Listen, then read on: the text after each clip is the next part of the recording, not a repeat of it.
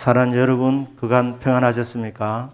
저는 하나님의 크신 은혜 속에서 또 성도님들의 기도 가운데에 쉼과 충전의 시간을 갖고 무사히 복귀할 수 있게 된 것 감사드립니다. 우리 여러분들의 크신 사랑에 마음 깊이 감사를 드립니다. 오늘 나누는 이 말씀이 저와 여러분들에게 생명의 양식이 되고 또 새 힘이 공급되어지는 복된 시간이 되기를 주 예수님의 이름으로 축복합니다. 아멘. 저와 여러분은 광야 생활을 하고 있습니다. 오늘 이사야 40장에 있는 말씀이 언제 누구에게 적용되는 말씀인가? 포로 생활 70년 하고 돌아올 백성들을 향한 말씀으로 이렇게 생각하지만 그 시대만 적용되는 말씀이 아닙니다. 우리 모두는 다 하나님 앞에 죄인들입니다. 죄에 매여 있는 인생들입니다. 죄에 매여 있고 또 죄로 인한 징벌로 인하여 고달픈 인생을 살아가고 있습니다. 죄 때문에 죽음이 왔고 죄 때문에 징벌이 왔고 죄 때문에 아픔이 왔습니다. 여전히 우리는 죄를 떠나지 못하고 크고 작은 죄를 짓고 살아가고 있는데 이 영적인 광야 생활 가운데 우리 하나님께서 주의 백성들에게 위로를 베풀어 주시길 원합니다. 오늘 1절 말씀에 보시면 너의 하나님이 이르시되 너희는 위로하라 내 백성을 위로하라. 여전히 죄악 가운데 살고 있지만 하나님은 위로의 메시지를 전하기를 원하시는 것입니다. 사실 광야의 길은 쉽지 않습니다. 광야만 아니라도 우리 교회 앞에 지금 공사하는 곳에 그 현수막을 보니까 이래 적혀 있었습니다. 물, 그늘, 휴식을 잊지 마세요. 하루 일할 때도 일하다 보면 물을 마셔야 되고 그늘에서 쉬는 시간이 필요하고 휴식이 필요한 것입니다. 하물며 날마다 광야를 지나가는 광야 생활이면 어떻겠습니까? 광야는 물도 희박하고 광야는 그늘도 없고 쉴 수 없는 곳입니다. 희박하거나 아예 없는 곳이 광야입니다. 그러니 얼마나 고달프고 얼마나 힘이 들겠습니까? 그때뿐 아니라 지금도 모두가 다 죄에 매여 고달픈 인생을 살아가고 있는데 하나님은 하나님의 백성들에게 위로해 주시기를 원하십니다. 이게 복음입니다. 죄 가운데 여전히 살고 있지만 하나님은 어느 날 위로를 베풀어 주시기 시작하시는 것입니다. 이사야 전체는 성경 전체의 요약이라 그렇게 말하기도 합니다. 이사야가 전체가 66장으로 되어 있는데 성경이 66권으로 되어 있습니다. 이사야를 두 번으로 나누면 1장부터 39장까지는 심판, 징벌 이렇게 요약할 수 있고 40장부터 66장까지는 위로, 회복, 구원 그렇게 주제를 요약할 수가 있겠습니다. 1장부터 39장까지가 구약 성경 39권을 예표한다고 보신다면 40장부터 66장까지 27장은 신약 성경 27권을 예표하는 것입니다. 그래서 전체 다 합쳐서 심판과 구원의 책이 바로 성경입니다. 그런데 하나님께서 주의 백성들에게 내 백성을 위로하라. 하나님이 말씀하면 나는 너희들의 하나님이다. 그리고 너희들은 내 백성이다. 이렇게 말씀하시며 나는 너희들에게 위로를 베풀기를 원한다. 그러면 어떻게 하면 위로를 받습니까? 위로의 메시지의 내용이 뭡니까? 그분이 오신답니다. 위로자가 오신답니다. 저와 여러분의 인생길에 위로해 주시는 분은 도대체 누구이십니까?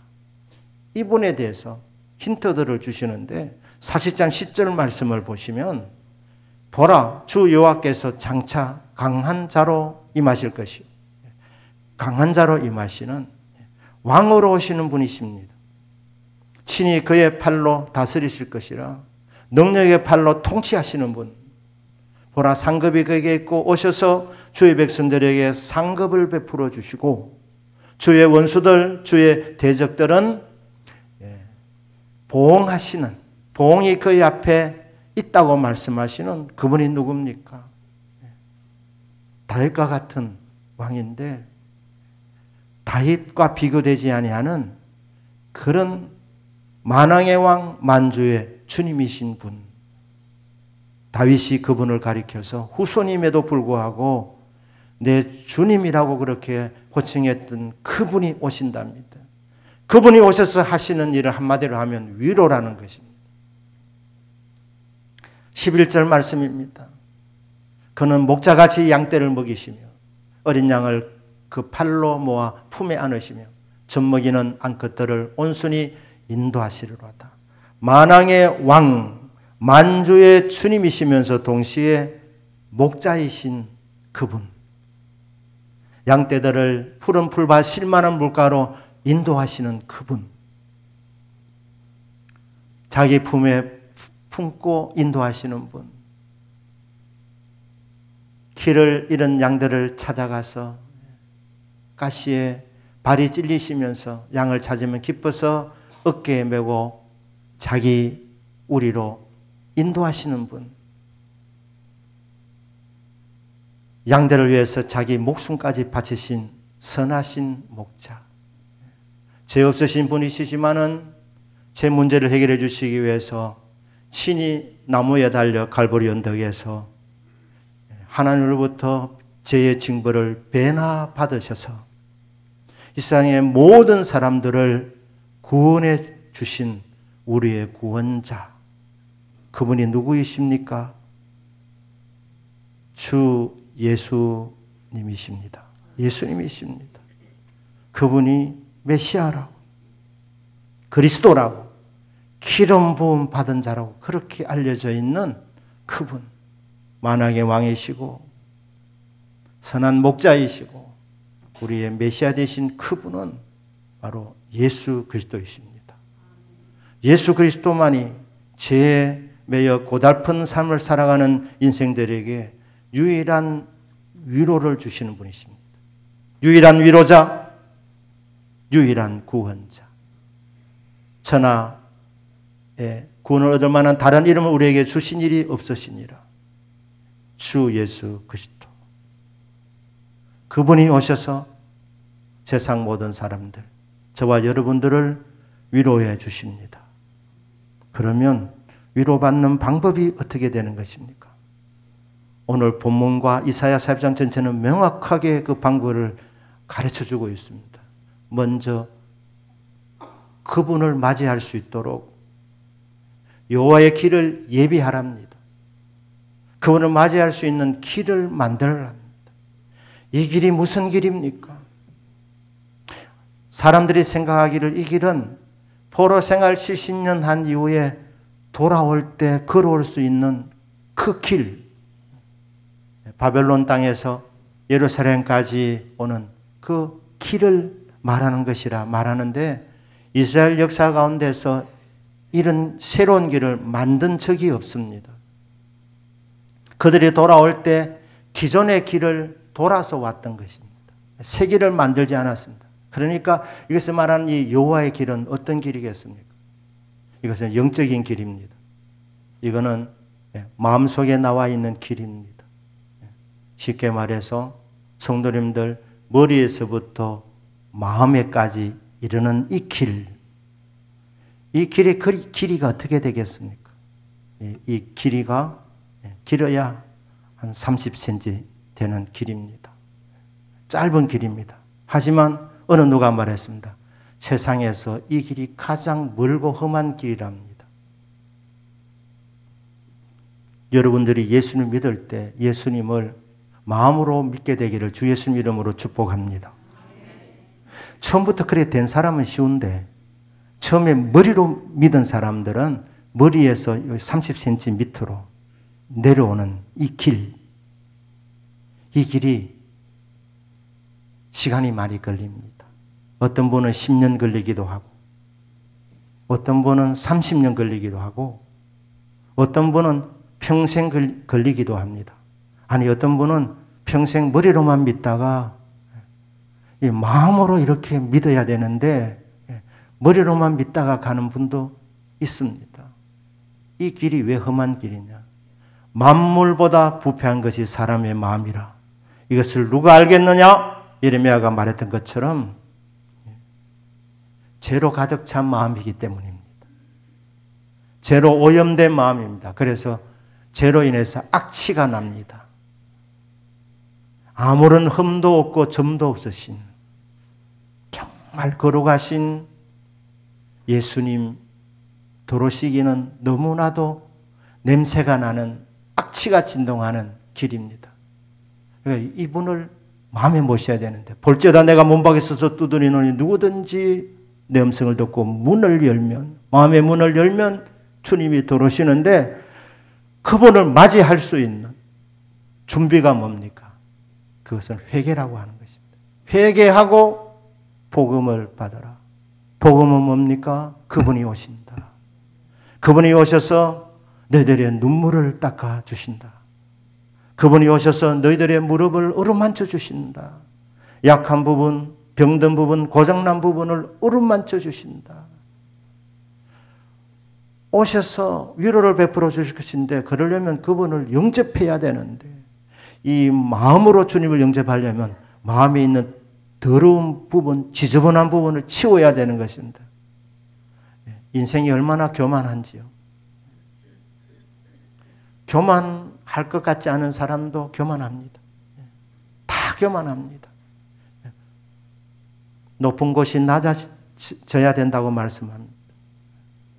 교만한 심령은 겸손하게 만들고, 삐뚤어진 심령은 곱게 만들고, 욕심이 가득한 이 길에 자갈이 많아서 늘 자랑만 떨고 시끄러운 그런 자갈밭 같은 이 심령은 갈아야 되는 것입니다. 주님만 자랑할 수 있는 그런 마음밭으로 만들어야 되는 것입니다. 울퉁불퉁한 것 편편하게 만들고, 이 선뿌리는 제거하고, 왕을 모시기에 부자함이 없도록 회개할 때, 우리의 심령이 깨끗해질 때에 주님, 부족하지만 제 마음속에 들어오십시오. 그렇게 주님을 요청할 때에 우리 안에 들어오셔서 우리를 다스려 주십니다. 주님 오신 그 이후로부터 환경이 어떠하든지 상관없이 우리 마음의 기쁨과 감사, 평화가 넘치게 되는 것입니다. 여러분, 주님 모시고 사십니까? 머리로만 믿지 마시고 주님 말씀을 들을 때마다 이 말씀이 내 마음판에 새겨질 수 있도록, 말씀 들을 때마다 30cm 밑으로 내려올 수 있도록, 말씀이 마음판에 새겨질 수 있도록 주의 은혜를 베풀어 주옵소서 하면 주님이 우리 마음 가운데 임재하시고 저와 여러분들을 다스려 주십니다. 주님이 함께 하시는 증거, 주님 모시는 증거는 마음에 주의 위로가 넘친다는 것, 기쁨과 감사, 평화가 넘친다는 것입니다. 주님 모시고 살기를 원합니다.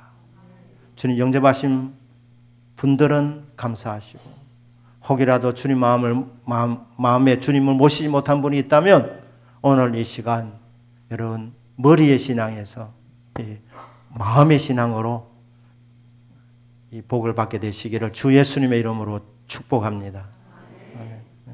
구원받고 나서 어떻게 합니까? 계속해서 우리는 말씀을 경청해야 됩니다. 3절 말씀에 외치는 자의 소리라 했습니다. 위로의 메시지를 전하라. 무엇이라 외치리까? 이사야 선지자가 자기 개인의 생각을 전달한 것 아닙니다. 도서관에서 연구를 많이 해서 터득한 진리를 전한 것이 아닙니다. 하나님의 말씀을 받아서 하나님 말씀을 외치라는 것입니다. 5절 말씀 끝부분에 보면 이는 여호와의 입의 말씀이니라. 이사야를 통해서 전달한 이 위로의 메시지는 그 출처가 이사야가 아니라 주의 종들에게서 나오는 말씀이 아니라 여호와의 입이 말씀하셨느니라. 하나님의 말씀입니다. 하나님으로부터 나온 말씀이라는 겁니다. 설교자로서 저의 소원이 있다면 말씀을 듣는 분들 중에 한 분도 빠짐없이 말씀을 들을 때마다 하나님 오늘 나에게 말씀하시는구나 이렇게 들려줄 수 있기를 주 예수님의 이름으로 축복합니다. 어느 날부터 여러분 말씀이 들려지기 시작하면 그게 복 받은 것입니다. 최고의 복을 받은 것입니다. 하나님이 다 알고 계셨구나. 하나님 다 보고 계셨구나. 내가 다 알고 있다. 수고가 많았구나. 이게 깨달음이 올 때 그 마음에 얼마나 위로가 되는지요. 하나님의 말씀으로 이렇게 들려지는 이 복이 있기를 다시 한번 주 예수님 이름으로 축복합니다. 어느 날부터 이렇게 되기 시작하는 거예요. 말씀 들을 때 오늘 이 말씀은 김 집사님이 틀어야 되는데 희한하게도 이런 말씀이 전할 때는 빠진다 카이 이래 되는 거예요. 무슨 말씀이든지 다른 사람에게 적용이 아니라 1차적으로 누구에게 적용이 되는 나에게 적용이 돼야 되는 거예요. 나에게 주시는 말씀으로 들려줘야 되는 거예요. 외치는 자의 소리라고 합니다. 외치는 자의 소리는 외치는 자의 견해가 아니라 하나님께 받아 전하는 말씀이기 때문에 여호와의 입의 말씀이라는 거예요.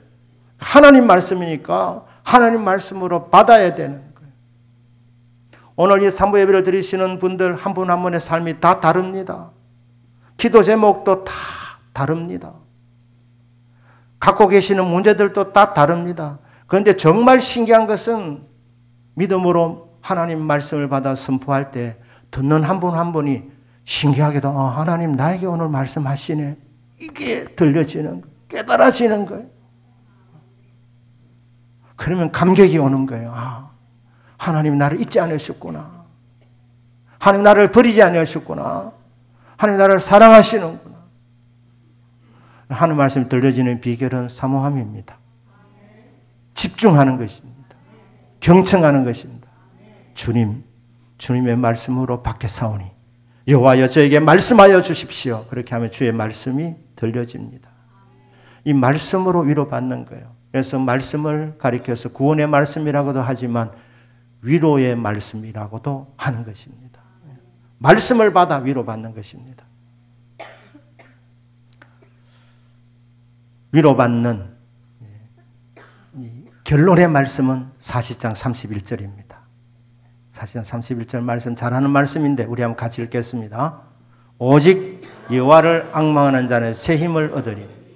독수리가 날개치며 올라간 같을 것이요 다른 박제라 해도 곤비하지 아니하겠고 그러하도 피곤하지 아니하리로다. 아멘. 여호와를 앙망하라는 겁니다. 앙망. 예수 그리스도가 위로자신데 그분을 마음에 영접하고 말씀이 선포될 때마다 나에게 주신 말씀으로 들을 때 설교 말씀뿐 아니라 이런 말씀을 읽을 때도 마찬가지입니다.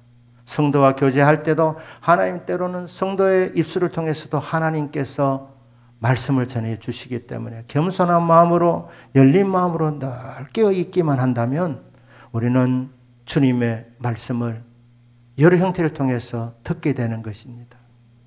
그리고 마지막으로 그런 날마다 해야 될 일은 여호와를 앙망하는 것입니다. 구원받은 성도들의 믿음이 있으니 어디로 가야 되겠습니까? 자신을 보는 것은 쉽지 않습니다. 남을 보기는 쉬워도 자신을 살피는 것은 쉽지 않습니다. 우리 눈의 구조가 그렇습니다. 더군다나 우리 내면을 보는 것 쉽지 않습니다. 그렇기 때문에 우리 믿음의 시선은 늘 여호와를 향해야 되는 것입니다. 그런데 여호와를 향하는 우리의 시선을 그 자세를 뭐라고 하느냐? 앙망이라고 하는 거예요. 앙망. 이게 한문 용어입니다. 앙자가 우르를 앙자. 망자가 바랄 망자. 소원을 갖고 우러러 본다는 거예요. 높은 데 계시는 분이시니까 소원을 갖고 바라본다는 거예요. 우러러 본다는 것입니다. 하나님 앙망하는 것은 하나님의 약속을 받은 자들의 합당한 자세입니다. 앙망한다는 이 말 원어적으로는 기다린다는 뜻입니다. 기다린다.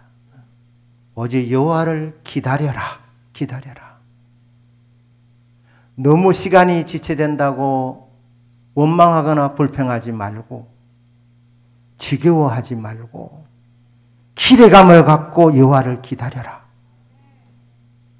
사랑하는 여러분, 하나님의 말씀은 반드시 이루어집니다.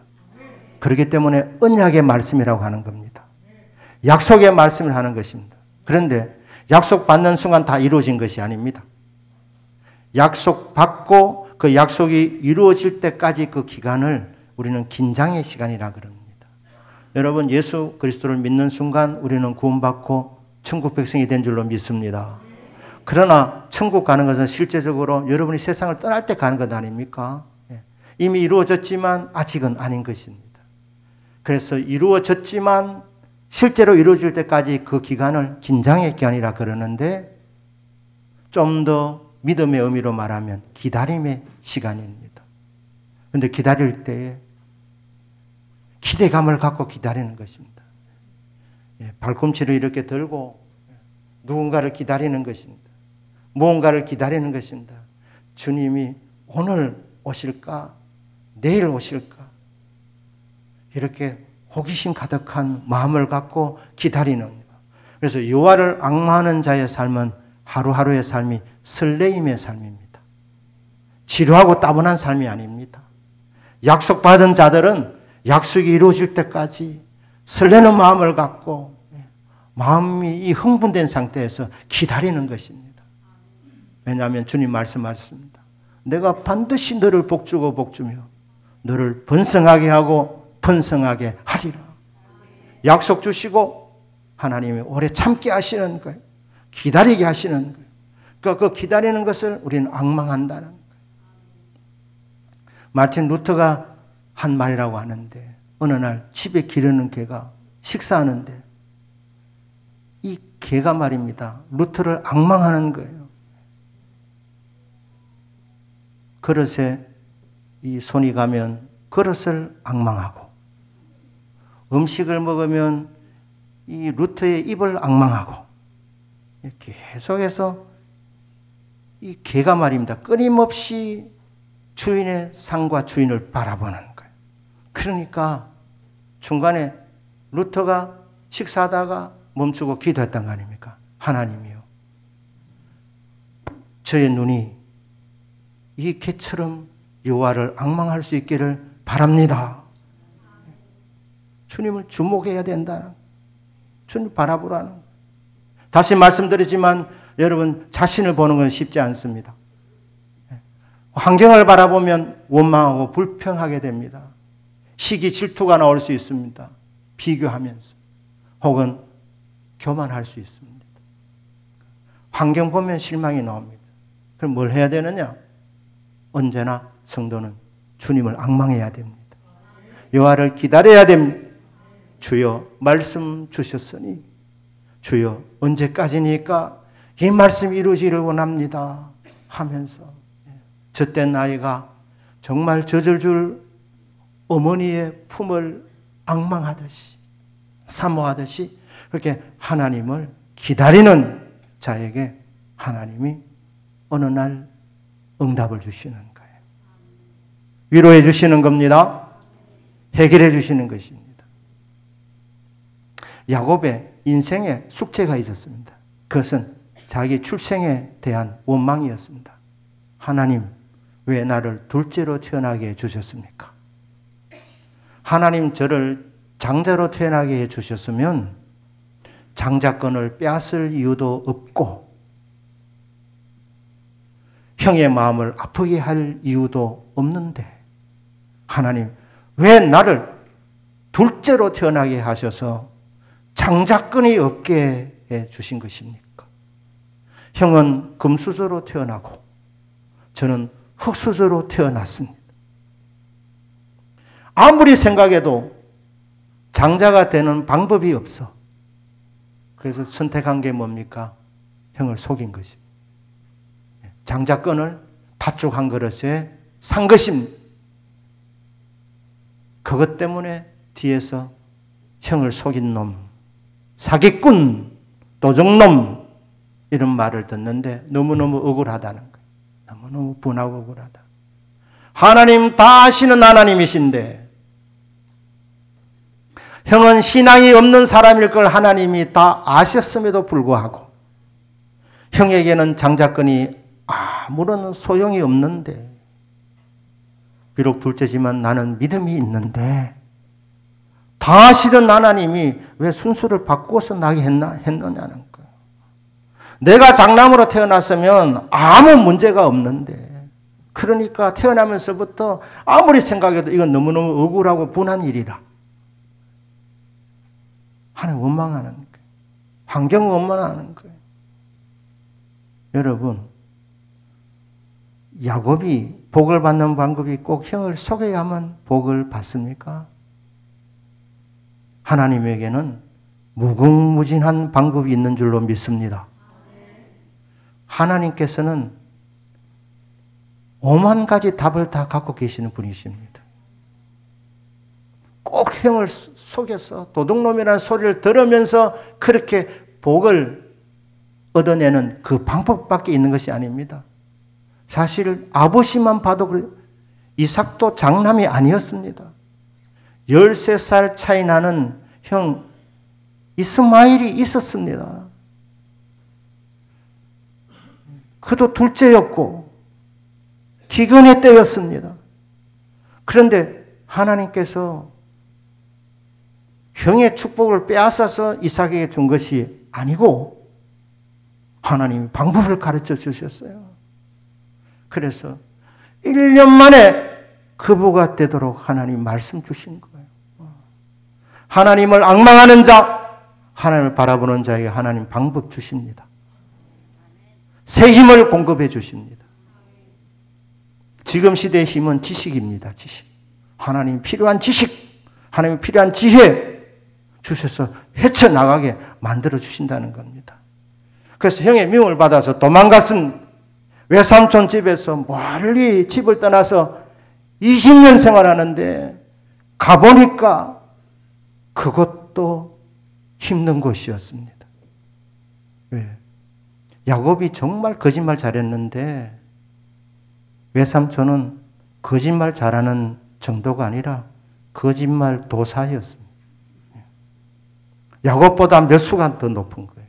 그러니까 라헬을 사랑하는 걸 딱 보고 그걸 이용해가지고 이 야곱의 노동력을 쓰기 위해서 정말 교묘하게 결혼을 시킵니다.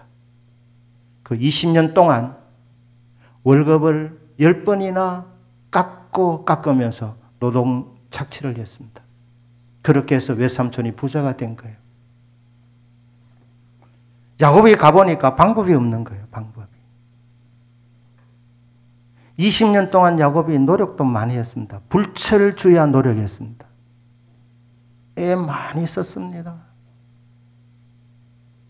그런데 20년 수고했는데 결과가 뭡니까? 외삼촌만 부자 된 거예요. 남 좋은 일만 한 거예요. 20년 동안. 회사의 사장만 복을 받고 나는 그냥 죽도록 고생만 하고 겨우 먹고 살 정도 그밖에 안 되는 야곱이. 그러니까 20년이 마무리되면서 외삼촌에게 말합니다. 외삼촌, 내가 외삼촌 부자 만든 거 아시죠? 부인할 수 없는 사실입니다. 얼마나 야곱이 애를 많이 썼습니까? 노력형이었습니다. 월급을 10번이나 바꾼 것도 아시지 않습니까? 외삼촌 부자 됐는데 내가 이렇게 노력했는데 외삼촌 내 집은 도대체 언제 세웁니까? 그렇게 말하지 않습니까? 남 좋은 일만 20년 동안 한 거예요. 가보니까 구조가 그렇게 되어 있는 거예요. 우리 성도들 가운데도 환경 바라보면 이런 이상한 결론을 내릴 수 있어서 나는 암만 해도 안 된다. 구조 자체가 나는 안 된다. 나는 흙수저로 났기 때문에 절대로 나는 금수저가 될 수 없다. 세상은 만만치 않고 할 수 있는 건 없다. 하나님에게는 무궁무진한 방법이 있습니다. 하나님이 안 되겠다 싶은데 하나님 어느 날 꿈꾸게 하시는 거예요. 환상의 문을 열어주신 거예요. 그 꿈속에 보니까 야곱이 부자가 되는 거예요. 그런데 어떻게 부자가 되느냐? 흠이 있는 양과 염소들, 얼룩무늬 있는 것들, 그 당시에는 상품 가치가 없는 것들 말입니다.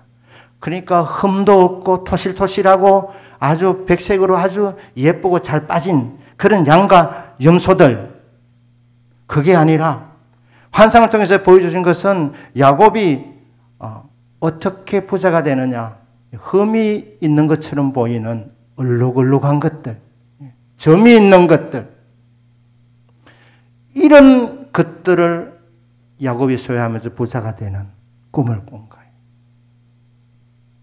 그러니까 야곱이 외삼촌에게 하나님께서 주신 그 방법을 따라서 말한 거예요. 외삼촌, 내 때문에 부자 됐습니다. 외삼촌, 월급을 10번이나 받고 싶습니다. 외삼촌, 내 집은 언제 세웁니까? 그러면서 뭐를 요구하느냐? 얼룩얼룩한 양과 염소들, 점이 있는 염소들, 양들, 그거 나에게 주십시오. 외삼촌이 계산해 보니까 이거는 되는 장사거든요. 속으로 뭐라 했겠습니까? 병신 그랬겠죠. 하나님께로부터 받은 영감인 줄 모르고 하나님께서 보여주신 방법인 줄 모르고 외삼촌의 그 머리를 꺾을 수 있는 이 수가 딸리는 이 야곱이 부자가 될 수 있는 그 방법은 어리석어 보이는 그 방법을 통하여서 여러분 하나님의 어리석음이 세상에 지혜 있는 자보다도 비교할 수 없을 만큼 더 지혜롭고 현명한 줄로 믿습니다. 그러니까 좋고 토실하는 거 돌라 하면 주겠습니까? 달라고 하면 주겠습니까? 안 줍니다. 그러니까 문제 있는 거 주십시오. 얼룩얼룩한 거 시장에 못 내다 파는 그런 얼룩얼룩한 그런 양과 염소를 나에게 주십시오. 그러니까 그래라. 그리고 어떻게 합니까? 라반이 자기 재산하고 이 야곱 집하고 3일 길로 이렇게 띄워놓습니다. 한 마리도 안 가도록. 그런데 하나님이 보여준 방법이 외삼촌을 꺾은 거예요. 그리고 야곱이 부자가 된 것입니다. 여러분, 저와 여러분 세상 사람보다 지혜가 더 있다고 생각하지 않습니다. 세상 사람들이 더 지혜로울 수 있습니다. 더 현명할 수 있습니다. 하지만 우리가 반드시 이기는 이유는 하나님이 우리의 도움이기 때문에 우리가 할 일은 하나님 바라보는 일입니다. 하나님을 앙망하는 일입니다. 하나님을 기다리는 것입니다. 그래야 어떻게 되느냐? 새 힘을 부어주신답니다. 독수리가 날개친 올랑 같이 새 힘을 공급해 주셔서 높이 날게 하신답니다. 환경을 뛰어넘게 해주신다는 말입니다.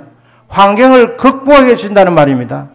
안 되는 환경 속에 살아가고 있지만 하나님께서 새 힘을 공급해 주셔서 날개를 달아주셔서 그 환경 위에 높이 날아오르게 하시는 멋지신 하나님.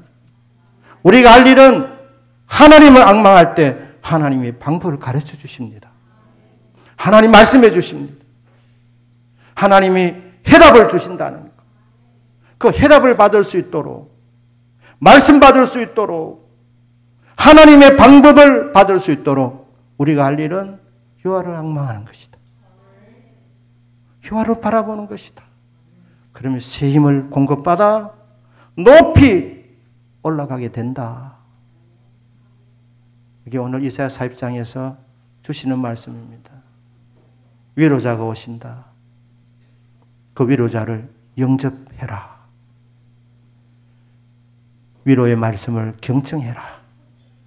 그리고 그 받은 말씀이 이루어지도록 하나님을 계속해서 사모하며 기대하며 바라보아라. 그리하면 새 힘을 공급해 주신다. 이 은혜가 저와 여러분들의 남은 생애 가운데 날마다 계속되시기를 주 예수님의 이름으로 축복합니다. 아멘. 기도하겠습니다.